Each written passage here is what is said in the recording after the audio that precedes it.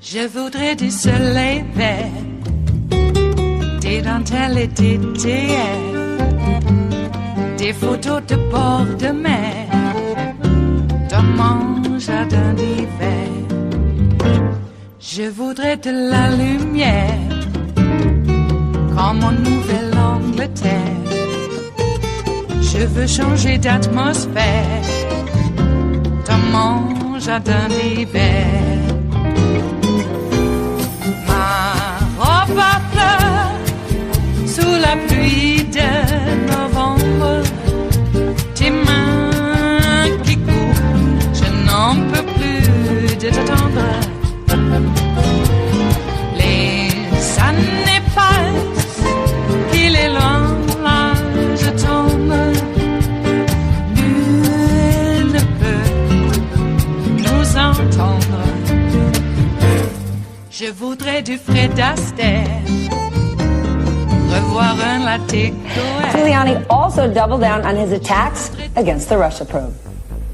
George, he wants to testify. He believes It's hard to believe that anymore, Ms. Mayor. Well, it is hard to believe given all the things that have been shown about how tainted this investigation is. This is the most corrupt investigation I have ever seen that the Justice Department is allowing to go forward. I want to bring in Kim Whaley, former Assistant United States Attorney and former Associate Independent Counsel in the Whitewater investigation. Kim, first of all, what are the chances Mueller agrees to these new public demands for an interview with Trump? Well, impossible. I mean, there aren't even any standards for that. The idea is that the president gets to decide if this is a legitimate investigation in exchange for testimony. I mean, as you mentioned, we've had 23 indictments, including Russian trolls. We have 3 people in the campaign. We've got a former White House advisor. We've got charges of lying to the FBI, conspiracy, tax crimes. I mean, this is a far cry from a witch hunt, but of course, politically, we heard this as far back as the Nixon administration when that presidency was under some investigation as well. Then, if it's absolute nonsense what Rudy Giuliani is asking for, what would Mueller's next strategic move be if he wants to sit down with Trump?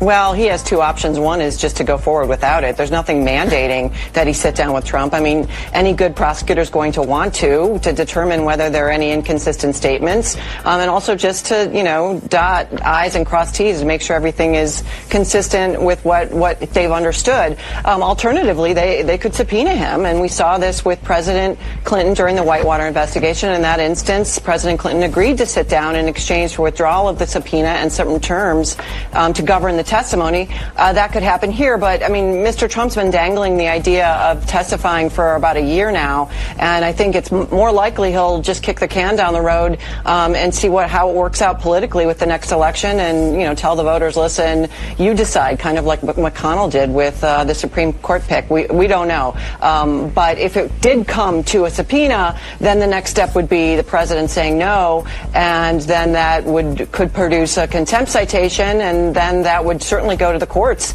to determine the extent to which the president can thumb his nose at a valid criminal investigation process. And when I say valid, it's one that's consistent with the rule of law. And once the rule of law starts to fall apart, then we're on a fast track to tyranny, regardless of political party. So I do think this is a very high stakes game of chicken right now. Oof. All right. Well, I also want to play what Giuliani said about Michael Flynn. What he said to him was, can you give me a break? Comey says he took it as direction. Well, that's okay. I mean, I've taken it that way. I mean, by that time, he had been fired. The reality is, as a prosecutor, I was told that many times, can you give the man a break? Either by his lawyers, by his relatives, by friends. You take that into consideration, but that doesn't determine that not going forward with it. Can you give the man a break? Is that true as a prosecutor in the Whitewater investigation? Did you get asked that all the time?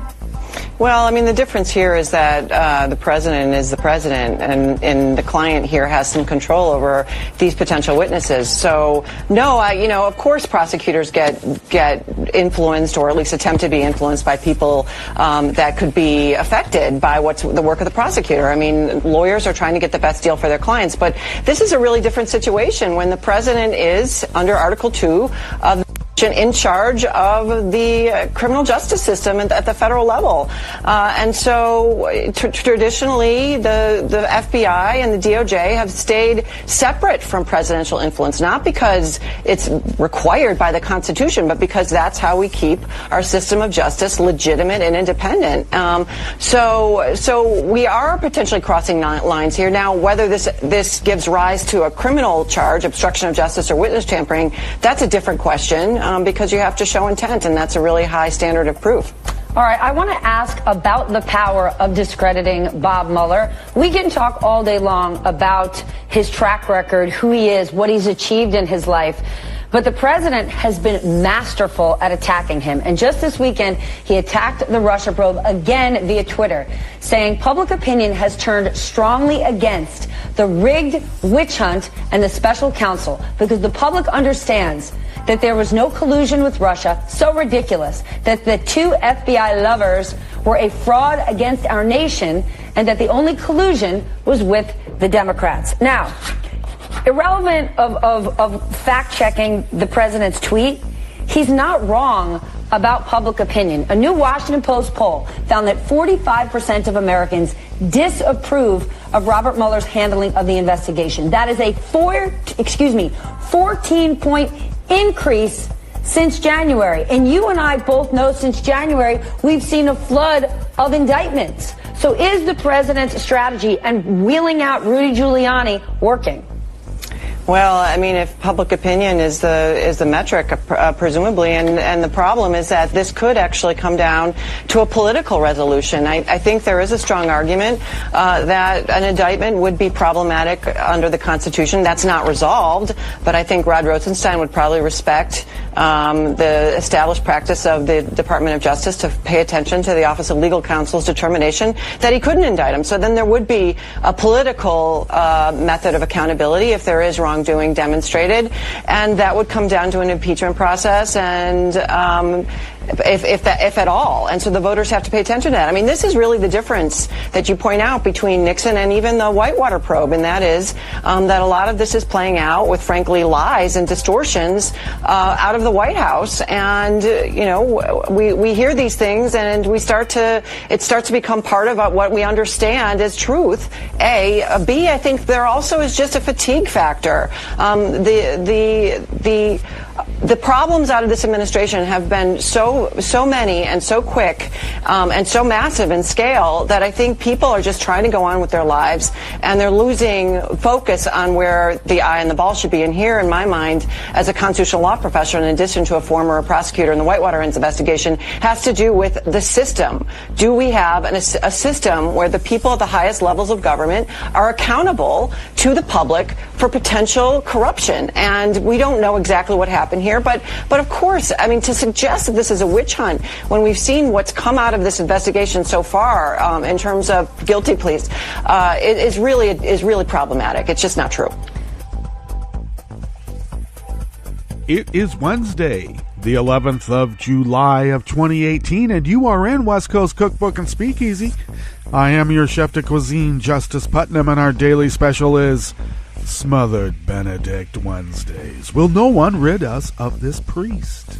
Well, I guess it wouldn't be so bad to keep a few around just, for horticultural reasons. And, we got to get the beer brewed. You don't think the Trappist monks took a vow of silence because of some ecumenical decision? No, they made the strongest beer in the world, and they were incapable of speaking after having a Chimay Blue. Try it sometime and you'll see. It's pretty damn easy to be quiet. And you look like you're contemplative. You sure do look like it. Well, are we sliding into tyranny, fascism? We may just be. That was quite a takedown at the top there. Trump playing a game of chicken, a high-stakes game of chicken. And if he does avoid the Mueller interview, that is a slide right into tyranny. But that's not the only example of it. Remember when the black president got hammered every time he did an executive order, like an executive order for that would extend rights to an aggrieved group, for instance. That was just so beyond the pale. That was tyranny in their minds. Oh, you're giving rights to people. Oh, that's tyrannical. And yet Trump issues these orders, executive orders, well, like a dictator, doesn't he? and I don't know. Or he's in Europe right now trying to break up NATO. He's hoping he can have NATO broken up by next week. I surmise that if he wants to break up NATO, then maybe the NATO countries should break with convention. Just jail his ass in The Hague until the trials. And then, I don't know, you can decide where to keep him afterwards when he's been convicted. My God, what kind of dystopian world have we become? Harlan Ellison is dead. Okay? We don't need to live like this. He warned us, though. Everybody thought it was just imaginative fiction. No. It was a prophecy. He got out when the getting was good. Boy, because it's it's pretty scary to me. So, let's look at what else we have on the menu. I could just go on and on and on. Oh, God. He's like saying that Merkel is the puppet of Putin. And Merkel had to remind him, I grew up in East Germany when we were really under the yoke of the Kremlin. And now we're in a unified Germany. So she didn't say it, but basically, shut the F up, Donnie Two Scoops. No puppet, you're the puppet. Jesus, what an idiot. And Morning Joe and his crew pointed to Pompeo, and I think it was Kelly, who looked like they didn't really want to be at the table. I think they wanted to slink away. Pompeo was a little bit more demonstrative in his expression. And, who wouldn't be? Because the guy is a freaking idiot. And he doesn't care. And he's going to have a sit-down face-to-face with Putin alone with no one else around. What is that all about? All right.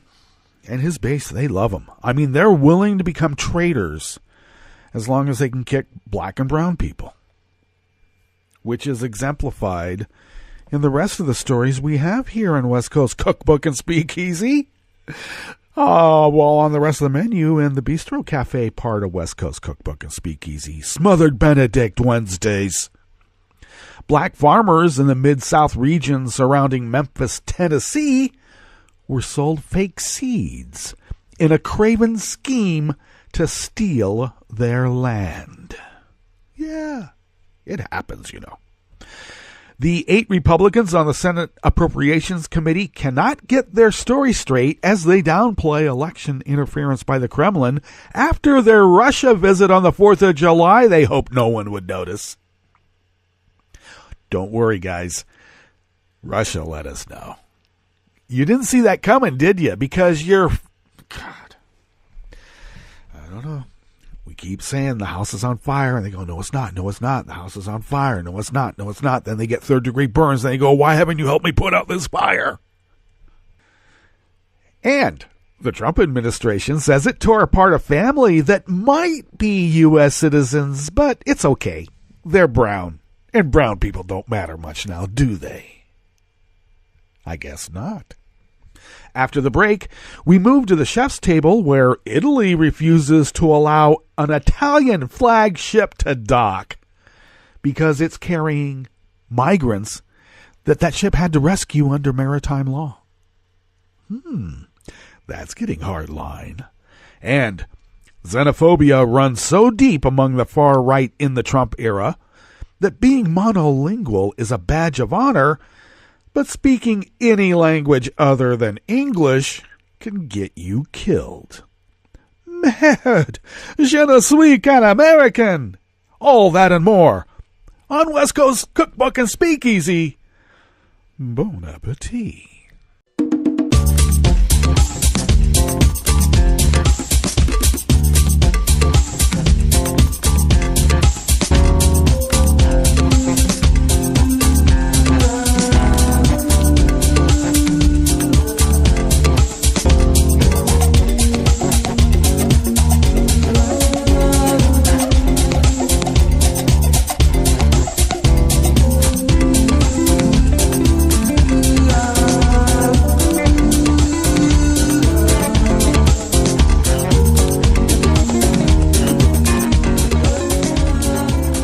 Well, you already know that at the bottom of our homepage is the chat room link to the right of the page. The contribute, donate buttons are to the leftish of the page, and those will be active right soon. Tom and I will get together and fix that web page for you. So you know that they're there, and stay tuned for that. You know to follow Netroots Radio on Twitter at Netroots Radio. You know we're on Facebook. You know West Coast Cookbook and Speakeasy is on both Twitter and Facebook. And you can find us on Twitter at Cookbook West. And on Facebook at West Coast Cookbook and Speakeasy. Mm-hmm. And you also know to follow me on Twitter at Justice Putnam. Check out the show notes and links diary on Daily Co's. I'm there as Justice Putnam. And you can find podcasts of the show on Stitcher, iTunes, Spreaker, TuneIn, and other fine platforms where fine podcasts can be found. Okay, first article here in West Coast Cookbook and Speakeasy's Bistro Cafe. Smothered Benedict Wednesdays, by the way, is an article by Bob Brigham out of Raw Story. Black farmers in the Mid-South region surrounding Memphis use science to uncover a multi-million-dollar scheme to put them out of business and steal their farmland. At the Mid-South Farm and Gin Show in March of 2017, African-American farmers believe that Stein Seed Company purposely sold them fake seeds. Thomas Burrell, president of the Black Farmers and Agriculturists Association, explained how black farmers were receiving 1/10 of the yield as their white neighbors. Not even 3/5. Jeez. You think that, if you're going to really, dick a whole demographic of people, that you would at least adhere to historical precedent. What kind of country have we become? Mother Nature doesn't discriminate, Burrell said. It doesn't rain on white farms, but not black farms. Insects don't only attack black farmers' land. Why is it then that white farmers are buying Stein seed and their yield is 60, 70, 80, and 100 bushels of soybeans, and black farmers who are using the exact same equipment with the exact same land, all of a sudden, your seeds are coming up 5, 6, or 7 bushels? What? The results were so stark, resulting in millions of dollars in losses, the farmers took their seeds for scientific testing by experts at Mississippi State University. Oh, you went to a institution of higher learning? What kind of commie are you? We're going to get rid of those. The test revealed the black farmers had not been given the quality certified Stein seeds for which they paid. Burrell suggested a land grab was the ultimate motivation for the perpetrators. All we have to do is look at here. 80 years ago, you had 1 million black farmers. Today, you have less than 5,000. Gee, almost like the buffalo. These individuals didn't buy 16 million acres of land just to let it lay idle. The sons and daughters or heirs of black farmers want to farm, just like the sons and daughters of white farmers. So we have to acknowledge that racism is the motivation here. Oh, no. No, it's not racism. It's just the luck of the draw. You're black and the other people are white. One farmer victimized, David Hall, explained why he had paid extra for high-quality seeds. We bought nearly $90,000 worth of seed, Hall explained. It's been known to produce high yields, so you expect it when you pay the money for it to produce the high yields. The farmers were effectively duped, Burrell told WREG-TV. It's a double whammy for these farmers. It accelerates their demise and effectively puts them out of business. No matter how much rain Mother Nature gives you, if the germination is zero, the seed is impotent.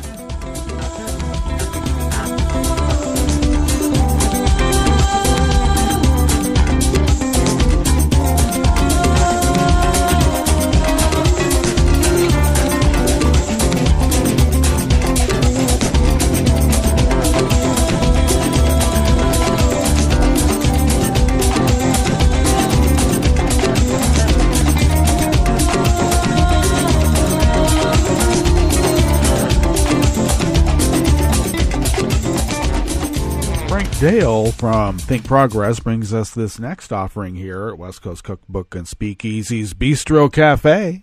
Oh, yeah. See, we have two. The Bistro Cafe, and then we get some special tidbits back at the chef's table. So stay tuned for that, too. Oh, yeah. All right. Last week, the Senate Intel Committee confirmed the U.S. intelligence community's assessment that Russia, under the direction of its president, Vladimir Putin, interfered in the 2016 American election to help Donald Trump. Then, a British woman died after being exposed to the same deadly nerve agent that was used to poison a former Russian spy. Meanwhile, Trump continues to escalate his attacks against special counsel Robert Mueller's Russia investigation. With all of this as a backdrop, it raised eyebrows when 8 Republicans announced they would make a trip to Russia over the 4th of July. However, the GOP lawmakers promised to be tough on their hosts. Senator John Kennedy, a Republican of Louisiana, vowed to confront Russia over election interference. Senator Jerry Moran, Republican of Kansas, said the evidence of election tampering was clear. Upon his return, Senator Steve Daines, Republican of Montana, claimed a tough message had been sent to Russia. But these Republicans' messages either weren't shared by the entire delegation or got lost in translation. Shortly before the trip, Senator Richard Shelby contradicted his conservative colleagues by claiming Russia's election interference wasn't unusual. Well, of course not. The Republicans have been colluding with our sworn enemies since at least Nixon in '68. That's the only way they can win. No one likes their policy. Well, yeah, they have a sizable block of crazies who love their policies, but there certainly have never been a majority. The only way they can win is with foreign help, and they've done it every single... So, of course, Shelby doesn't think it's unusual. Shelby says, though, most countries would meddle and play in our domestic elections if they could, and some of them have. We have to be realistic. Nations are going to do what is in their interest. We've done a lot of things, too. Huh. Okay. Shelby had a similar message upon meeting Duma Speaker Vyacheslav Volodin in Moscow. I'm not here today to accuse Russia of this or that or so forth. Nevertheless, we are persisting, Richard Dick. Former Russian ambassador to the U.S., Sergei Kislyak, who met with Trump in the Oval Office last year, suggested the GOP delegation acknowledge that Russia had not interfered in the 2016 U.S. election. Much of the drama played out in Russian media, which characterized the delegation as meek According to Russian media analyst Julia Davis, Russia state television referred to the exchanges between the Republicans and Russian lawmakers as warm, perhaps even tender, and implied that their guests had chickened out. Well, of course they chickened out. Well, things got even weirder once the U.S. lawmakers returned home. Senator John Thune, Republican of South Dakota, told Russian state television that Russia should not be considered an adversary of the United States during an interview that aired on Saturday. Thune's answer, which elicited laughter and a correction from the Russian host, echoed language that Trump has used to describe his relationship with Putin. Shortly after returning to the U.S., Senator Ron Johnson, Republican of Wisconsin, claimed that Congress had gone too far in its punishment of Russia for interfering in the 2016 election, saying we've blown it out of proportion. Well, of course, because the black president did that. Media was not allowed in the meetings between the 8 Republicans and their hosts, so there is no way to independently verify what took place in Russia.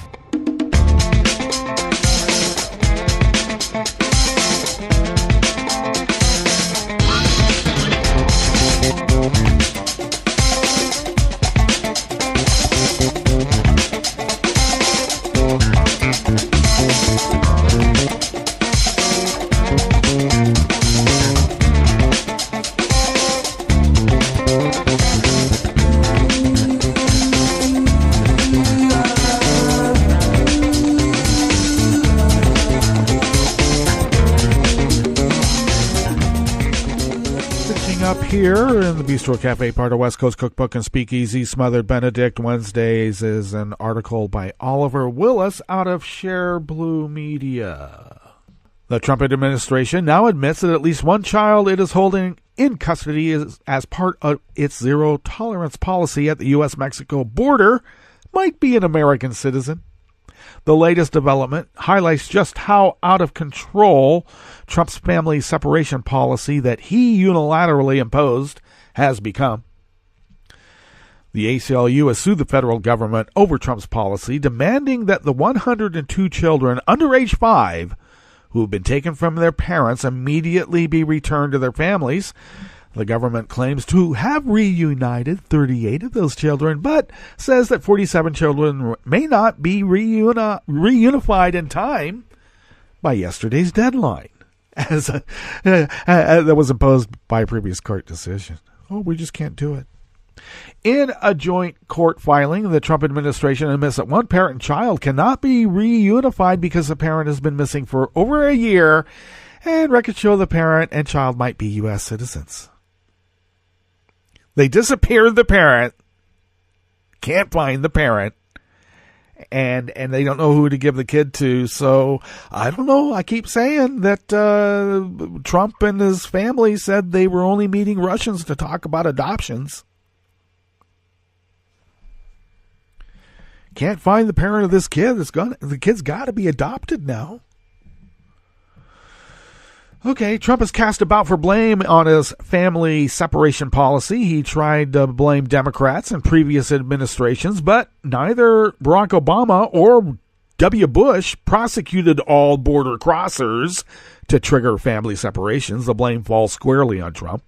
Now ordered by the courts to reunify families, Trump's team has been trying to delay, in part because it cannot even account for the whereabouts of all the thousands of families it has separated. It is already bad enough that families are being ripped apart and young children and toddlers are being held in detention centers. Trump has repeatedly complained about the due process to which such families are entitled, insisting that going through a long and complicated legal process is not the way to go. Will always be dysfunctional. But now we know that even American citizens might be subject to Trump's barbaric policies and practices, and he and his team lack the will and the ability to undo the damage. Well, they certainly lack the will. And there are people that have the ability, but fortunately, we get to have an election real soon. Not soon enough, alas. All right, let's get to our break, and we'll come back and go through weather from around the world. And then, of course, we're going to finish up with the stories that we've curated for you today. You are listening to West Coast Cookbook and Speakeasy, and we will be right back.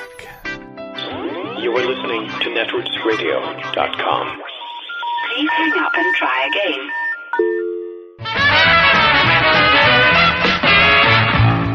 From a point at sea to the circles of your mind, a new force is at work for planetary transformation. New radio for a new Earth.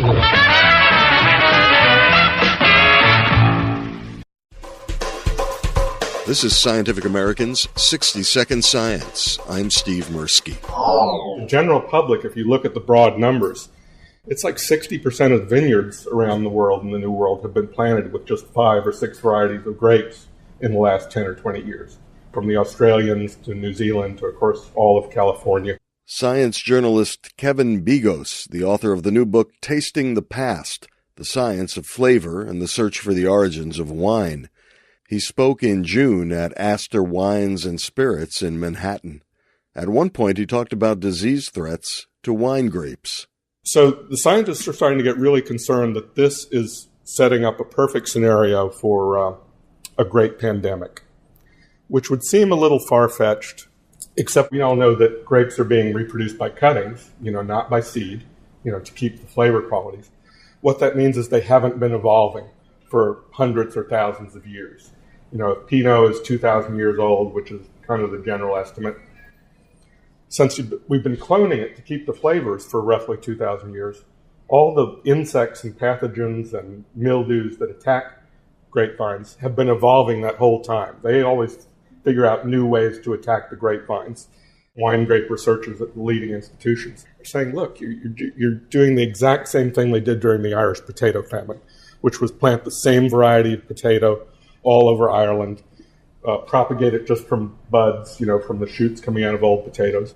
And then when, a fungus hit it, it wipes out the whole population. So these are not just hypotheticals.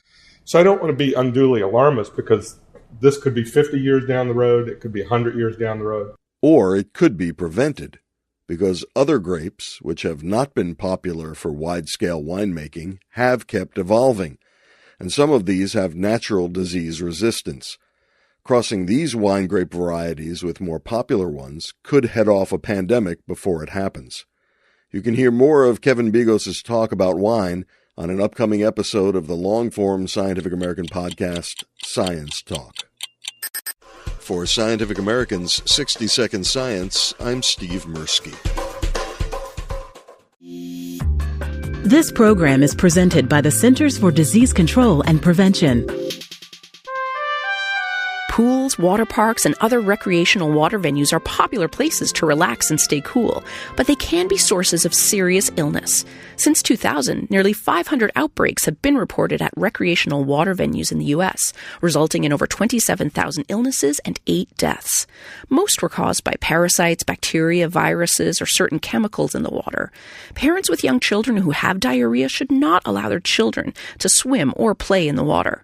In addition, bathers should check the inspection scores of pools and water parks and can conduct mini inspections using test strips before getting in the water. A few simple precautions can allow you to share the fun, not the germs. Thank you for joining us on A Minute of Health with CDC. For the most accurate health information, visit cdc.gov or call 1-800-CDC-INFO.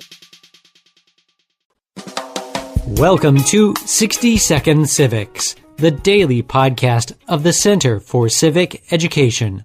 I'm Mark Gage. Before he reached the age of 16, George Washington wrote down 110 rules of civility and decent behavior in company and conversation. Scholars believed he copied these rules as a writing exercise, and many writers have cited the rules of civility as helping to form Washington's character at an early age. The rules have their origin in a French Jesuit text from 1595. An English adaptation of the text had been used in England for many years. This made it to Virginia, where it was adapted and simplified, and finally used as a writing exercise by the young Washington. The original is at the Library of Congress. You can find the entire text online, but here are some excerpts. First, every action done in company ought to be with some sign of respect to those who are present. Sixth, sleep not when others speak. Sit not when others stand. Speak not when you should hold your peace. Walk not on when others stop. 19th, let your countenance be pleasant, but in serious matters, somewhat grave. 22nd, shew not yourself glad at the misfortune of another, though he were your enemy. 54th, play not the peacock, looking everywhere about you, to see if you be well decked, if your shoes fit well, if your stockings sit neatly, and clothes handsomely. 56th, associate yourself with men of good quality, if you esteem your own reputation, for 'tis better to be alone than in bad company. 73rd, think before you speak, pronounce not imperfectly, nor bring out your words too hastily, but orderly and distinctly. 82nd, undertake not what you cannot perform, but be careful to keep your promise. 89th, speak not evil of the absent, for it is unjust. 91st, make no show of taking great delight in your victuals. Feed not with greediness. Cut your bread with a knife. Lean not on the table, neither find fault with what you eat. 109th, let your recreations be manful, not sinful. 110th, labor to keep alive in your breast that little spark of celestial fire called conscience. That's all for today's podcast, 60 Second Civics, where civic education only takes a minute. You can help stop the Trump agenda in its tracks. Make sure you're registered to vote. Go to rockthevote.org. And on November 6th, vote for Democrats up and down the ticket. This message, a public service from all the fine people of netrootsradio.com.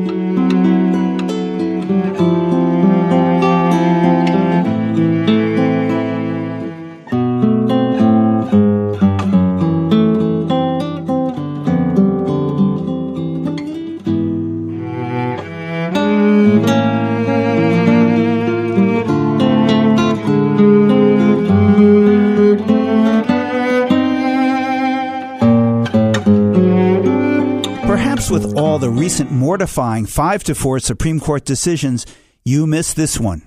I'm Bill Newman, and this is the Civil Liberties Minute.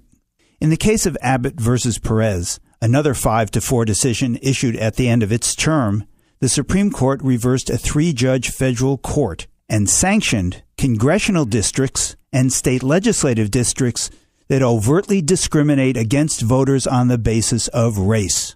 Listen to what the dissent, written by Justice Sonia Sotomayor, said, quote, the court today goes out of its way to permit the state of Texas to use maps that the 3-judge federal district court unanimously found were adopted for the purpose of preserving the racial discrimination that tainted its previous maps. The dissent goes on, quote, this disregard of both precedent and fact comes at a serious cost to our democracy.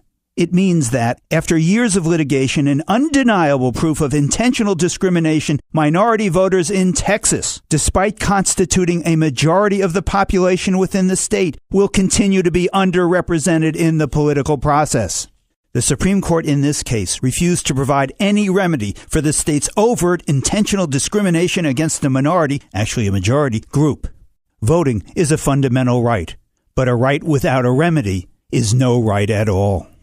The Civil Liberties Minute is made possible by the ACLU because freedom can't protect itself. I'm Rick Smith, and this is Labor History in 2.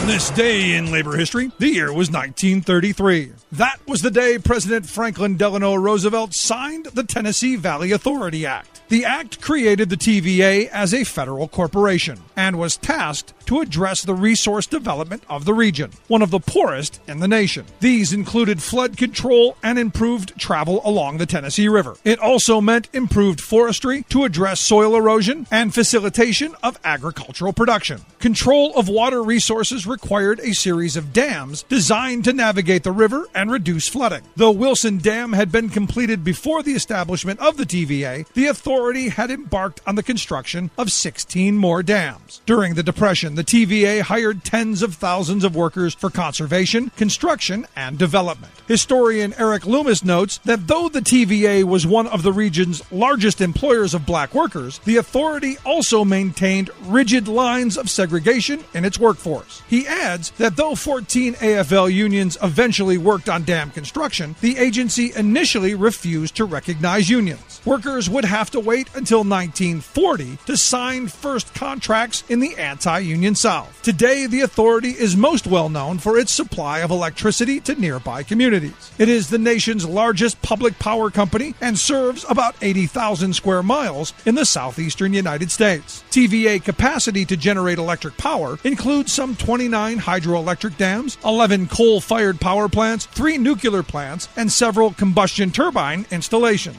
It also has several solar and wind installations. The authority produces more than 130 billion kilowatt hours of electricity each year. The TVA played a critical role in transforming the South by constructing infrastructure necessary for modernization and industrialization. This is Solidarity News on Radio Labour. This is a Radio Labour report recorded on Wednesday, July 11th, 2018. I'm Mark Boulanger. In the United States, the labor movement has been hit by a series of blows by the country's Supreme Court. But according to the AFL-CIO, the largest labor federation in the U.S., unions are well positioned to fight back. The latest judicial attack on unions is the Janus case, named for a frontman for right-wing billionaires like the Koch brothers. The Janus case removed the right of labor organizations to charge non-union employees in the workplace a fair fee to help cover the costs of the negotiations that benefit those employees. However, the president of the AFL-CIO, Richard Trumka, says that the American labor movement is energized and marching for working people. He spoke at a recent conference on organizing workers into unions. This is a very exciting time. Something good is happening in America. Collective action right now is on the rise. Working people are marching, we're striking, we're organizing, and we are refusing to accept business as usual or the old you can't do it thing. This is a moment of great opportunity for the labor movement and for our nation. Collective action is what we do. It's who we are. And it's the shortest path to broad, shared prosperity. See, for decades, corporations have tried to keep us weak and keep us divided. They've rigged the economic rules. They've come after our union. They've pitted worker against worker. The Janus Supreme Court case is just the latest example of all of that. That wrong-headed, despicable decision wasn't the will of working people. Remember, Janus was solicited by Justice Samuel Alito, and it was bankrupt is right. Bankrolled by the Koch brothers. It was up to them. If they had their way, workers would have no rights at all, none whatsoever. Unfortunately, President Trump's new Supreme Court nominee is more of the same. It will tilt a court that is the most in favor of the rich, elite, and corporations. In the history of the court, this is the most favorable to the rich, the elite, and corporations, and this appointment will make it even more so. But look, we're not going to let the rich and the powerful dictate the American story. Working people are paving our own way, right? We've never looked to Washington to validate our movement. We've never relied on politicians or the court for our strength. We've always known that our power lies in the solidarity of working people. See, our power lies in the hundreds of thousands of workers that are carrying a new union card. 3/4 of them, by the way, are under the age of 35. We organized 265,000 new members last year, and 75% are under the age of 35. And it also lies in the tens of millions more who would vote to join a union today if given the opportunity. So our power lies in workers who are standing together, marching together, fighting together in communities all across this country, in every region and in every sector, arms locked in unflinching solidarity. That's our power. And we're unleashing it with a passion and a precision that I haven't seen in decades.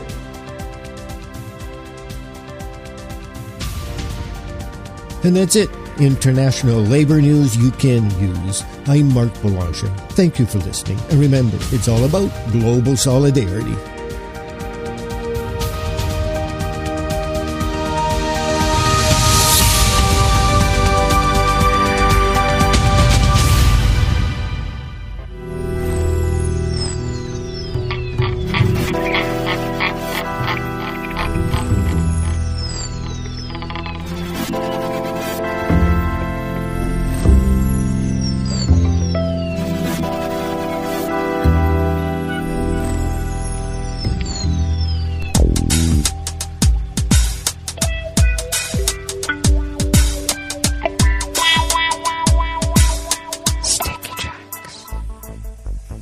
Thank you for accompanying us here to the chef's table at West Coast Cookbook and Speakeasy. Smothered Benedict Wednesdays is our daily special. And we always like to begin at the chef's table with weather from around the world. And we begin weather from around the world along the banks of the Rogue River, in the Rogue River Valley of Southern Oregon on the west coast of the continental United States of America, where it is currently 62 degrees. And I think it feels a little bit warmer than that. And we are currently under an active watch for excessive heat. We are slated to go into the upper 90s, low triple digits. And then tomorrow we're going to shoot up to maybe 110. They say 105, 106. It might as well just be 110. At least that's my experience here where the mothership is at positively 3rd and Marie. Winds currently are negligible out of the south-southwest at 1 mile per hour. Will be picking up in a couple of hours. Out of the north at 5 to 10 miles per hour. And continuing tonight out of the same direction, out of the north at 5 to 10 miles per hour. No percentage of precipitation in the forecast for any foreseeable future. Foreseeable, of course. We will get rain later, just not in the next 10 days or so. And as I said, well, tomorrow we're going to be pretty damn hot, 106, 107, and it could shoot up to 110 where I am at. Grass pollen remains high. I have no data on air quality, but the daytime UV index continues to remain high at 9. Pressure or high pressure dominates the region at 30.35 inches. Visibility is up to 10 miles. Humidity is currently at 70%, but will be dropping to about 22% later on in the day. Wow. Okay. Weather from around the world is brought to you by people's personal weather stations that they purchase. These people planted these purchased personal weather stations somewhere on their property. And these people positively live around the world. London is 72 and partly cloudy. Paris is 70 and mostly cloudy. Rome is 84 and partly cloudy. Kiev is 72 and fair. Kabul is 86 and fair, but with gusting winds. Hong Kong is 81 and partly cloudy. Tokyo is 82 and mostly cloudy, and they are under an active thunderstorm, electrical storm watch that may affect the power grid. Sydney, Australia is 51 and fair. San Francisco, California is 54 degrees and cloudy. And New York is 81 degrees Fahrenheit and sunny. Oh my. And that is weather from around the world, brought to you by people's personal weather stations that they purchased. These people planted these purchased personal weather stations somewhere on their property. And these people positively live around the world.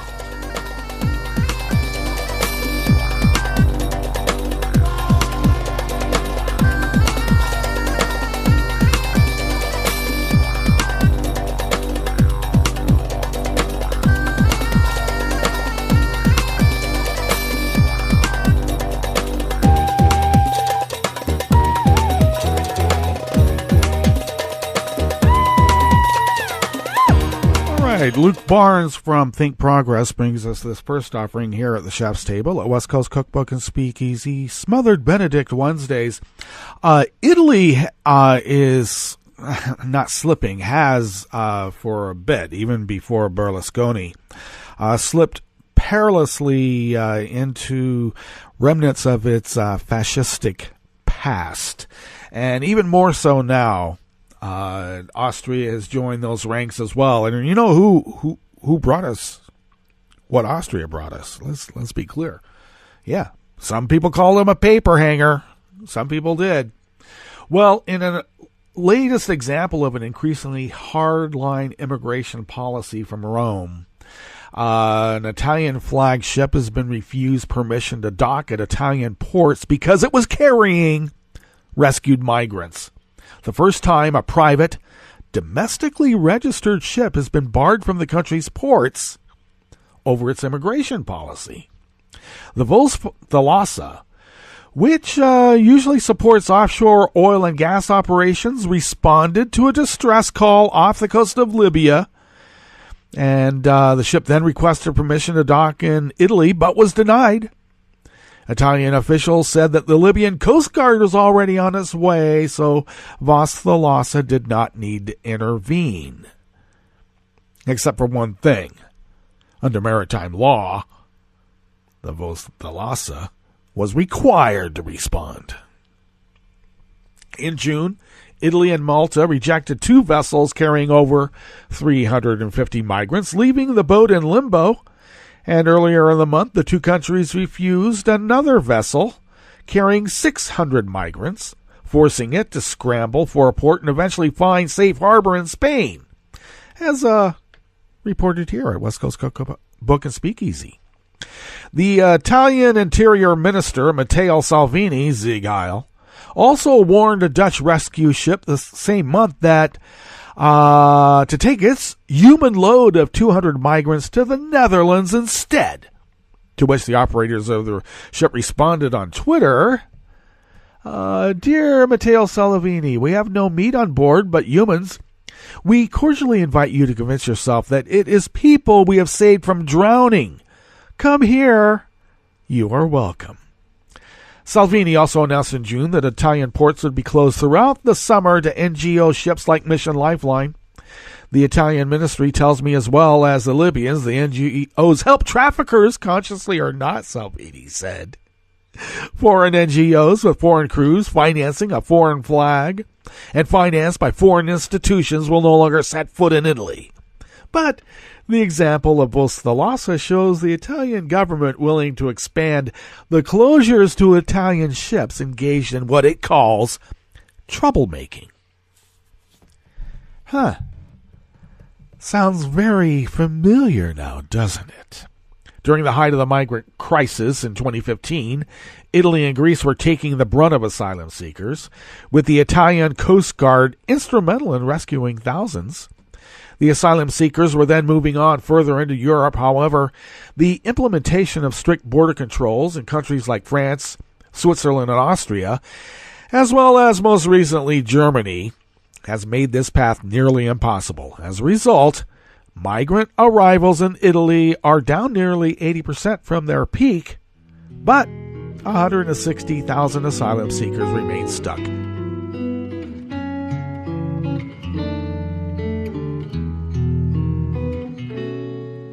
Je te donne, c'est mon amour pour la vie entière. La promesse de me trouver à tes genoux. Aussitôt que tu m'appelles, rester toujours fidèle, c'est tout, c'est tout. Je te donne tous mes printemps, mes étés de mer, mes automnes quand les feuilles tombent partout. Si ce n'est pas une bonne affaire, je te donne tous mes hivers. Finishing up at the chef's table at West Coast Cookbook and Speakeasy is an article out of Alternet by Alex Henderson. In many countries, studying foreign languages in public school systems is not only encouraged, it is mandatory, which is why so many Swedish, German, Norwegian, and Dutch high school students have learned to speak English fluently, even though it is not their native language.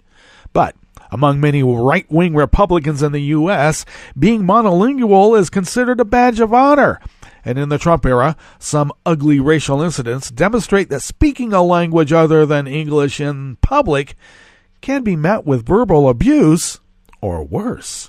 In May, New York City-based attorney and strong Trump supporter Aaron Schlossberg went into a xenophobic anti-immigrant tirade in a midtown Manhattan restaurant, the Fresh Kitchen, when he overheard an employee speaking Spanish with two of the customers. Now, in New York, people from all over the world do visit, Just saying. When he overheard, so angrily, Schlossberg ranted, "My guess is they're not documented, so my next call is to ICE to have each one of them kicked out of my country." What an idiot. My experience is that most of the people who want an English-only ruling, they can't even structure a sentence properly. Let's see. On July 4th, a Petaluma, California man named Larry Lappin showed his ignorance when he heard the family of his neighbor, Yvette Celadon, a third-generation U.S. citizen of Mexican descent, enjoying some Latin music in their backyard on the 4th of July. You're supposed to be playing Oklahoma. Lappin was furious as he saw it. Listening to music that was performed in Spanish on the 4th of July was disrespectful and unpatriotic, and he angrily confronted them, insisting they had no right to disrespect my effing country. He said the whole CK part, too, by the way. By listening to Spanish-language music on America's Independence Day. Ah! Lappin later apologized after a smartphone video of his rant went viral. Now he's sorry. Democrat Barack Obama found out during his first presidential campaign in 2008 when Bill Bennett and other knuckle-dragging Republicans were deeply offended because he asserted that foreign language study should be a much higher priority in American schools. Obama stressed that although immigrants to the U.S. should be able to speak English as well as possible, he believed that Americans would be much better off after an education standpoint if they could achieve fluency in Spanish, French, and other languages. See, the problem is that the right wing recognizes that learning a foreign language, especially at an early age, opens up the brain. You think differently when you learn another language, and it is much easier to learn a language when you're young. I had the great fortune to go to Catholic school, and we were, forced. I took to it like a duck to water. I liked Latin. I loved learning languages. I read and can write somewhat. The conversational part wasn't stressed until much later in my educational experience. But this is the main reason, not only because they're so xenophobic, first of all, that's the reason why they can't stand hearing a foreign language. But it also attacks their lack of critical thinking. And they know it. They can feel it in their bones. All right, we better get out of here. We're at the end of our broadcast period for the day, but we'll be back tomorrow for Metro Shrimp and Grits Thursdays. Netroots Radio will broadcast for the rest of the day, 24/7 and 365, and there's breaking news as we speak. I hope NATO is still intact. I'm thinking it's going to be dismantled next week, not today, but you never know. So do stay tuned to Netroots Radio for the rest of the day, and we will visit with you tomorrow in West Coast Cookbook and Speakeasy. Bon appetit.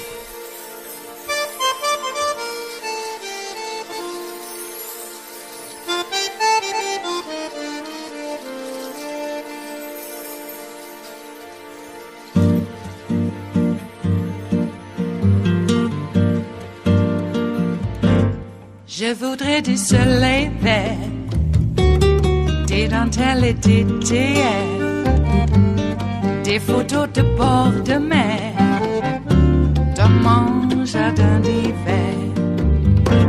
Je voudrais de la lumière, comme en Nouvelle-Angleterre. Je veux changer d'atmosphère, dans mon jardin d'hiver. Robe à fleurs sous la pluie de novembre, tes mains qui courent, je n'en peux plus de t'attendre. Les années passent, il est loin, là je tombe. Nul ne peut nous entendre. Je voudrais du Fred Astaire, revoir un latte Goer. Je voudrais toujours te plaire dans mon jardin d'hiver.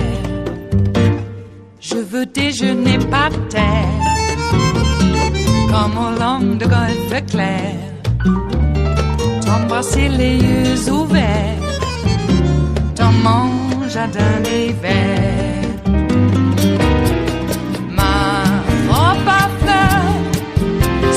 Pluie de novembre, tes mains qui courent, je n'en peux plus de t'attendre.